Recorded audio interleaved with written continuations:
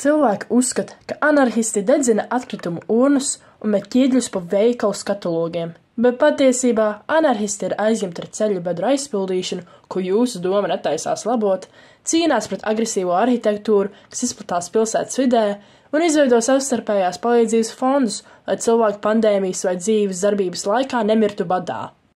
Bet kāpēc tad anarhismam ir tik slikta reputācija? Un kas tad īsti ir anarhisms? Tas ir, ko mēs noskaidrosim šodien.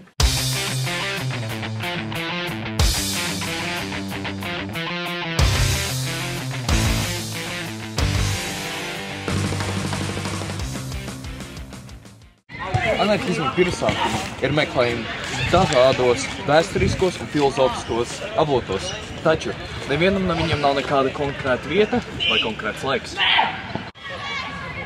Anarhisms ir politiska un filozofiska ideoloģija, kas aizstāv sabiedrību bez jebkāda tipa valdības vai hierarhijas spēka. Laika gaitā tas ir attīstījies, un tur ietekmējuši vairāk filozofiski domātāji un vēsturiski notikumi. Bet kas dibināja anarhismu? Patiesībā anarhismam kā politiskai un filozofiskai ideoloģijai nav specifiski dibinātāji, bet laika gaitā to ir veidojuši vairāki domātāji un aktivisti.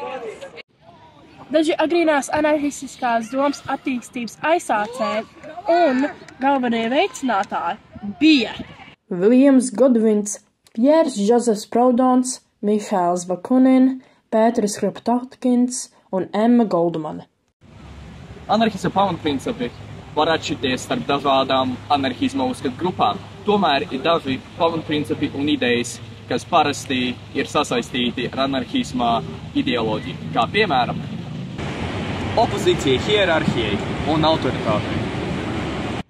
Individuāla brīvība, tiešā demokrātija, brīvprātīga sadarbība, savstarpēja palīdzība, pret kapitālismu, pret vardarbību un antiautorārismu, ekoloģiskā ilgtspējība, kultūras un sociālā transformācija.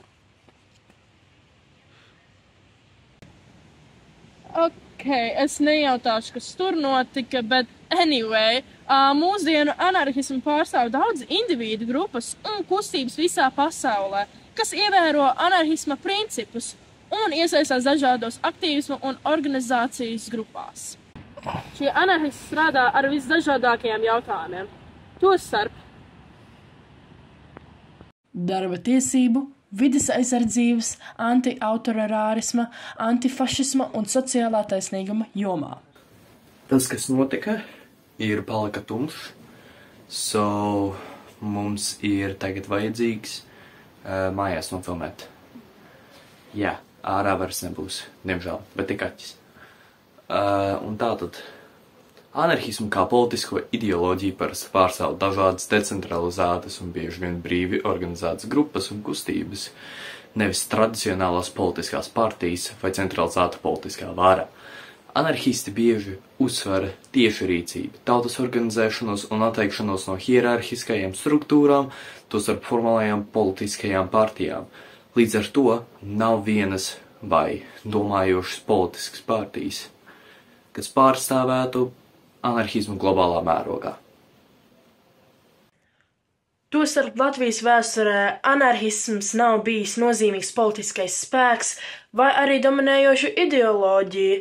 Tomēr ir bijuši dažādi citi politiskie spēki un kustības, kas ir veidojuši valsts politisko ainavu. Tādā ideoloģijā kā anarhismā ir veicināti stereotipi, ko atbalsta pārsvarā panki un alternatīvi cilvēki. Tāpēc mēs vēlējāmies noskaidrot vairāk, ko viņi domā.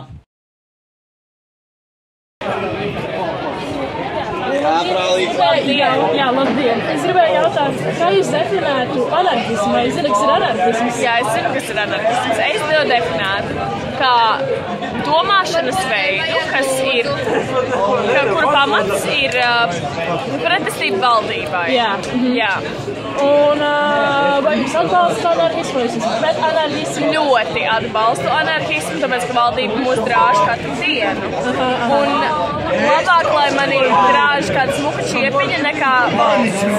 Labdien, es gribēju jautāt, kā jūs definētu anarhismu? Basically, nepastāv valdība.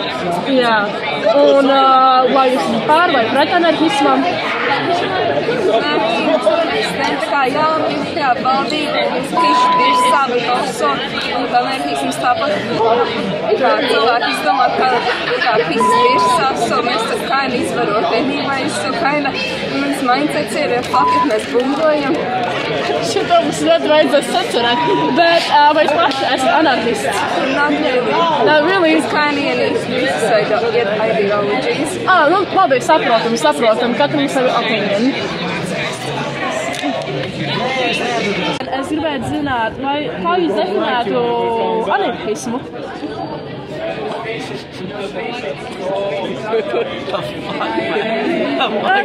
Ļoti interesanti. Un vai jūs pats būtu anarhists vai nē? Ok, šis ir ļoti saprotami. Lielas paldies jums par interviju. Bet, pirms es aizmirstu, ir daži fakti, ko es vēlējos pieminēt. Kā piemēram, Francijas revolūcija bija viena no pirmajām kustībām ar modernā anarhisma pazīmēm. Arī vēl vēlējos pieminēt, ka Pierre Josepha Proudhona grāmata, kas ir īpašums, bija viens no pirmajiem literāriem darbiem par anarhisma ideoloģiju. Un CGT, jeb Confederational General du Travail, savienība Francijā bija diezgan spēcīga, un tajā līdz 1914. gadam pilnībā dominēja anarhismi. Un tāpat kā Francijas iedzīvotāji pārtrauc klausīt valdībai, to pašu tagad darīsiet arī jūs. Paldies par skatīšanos!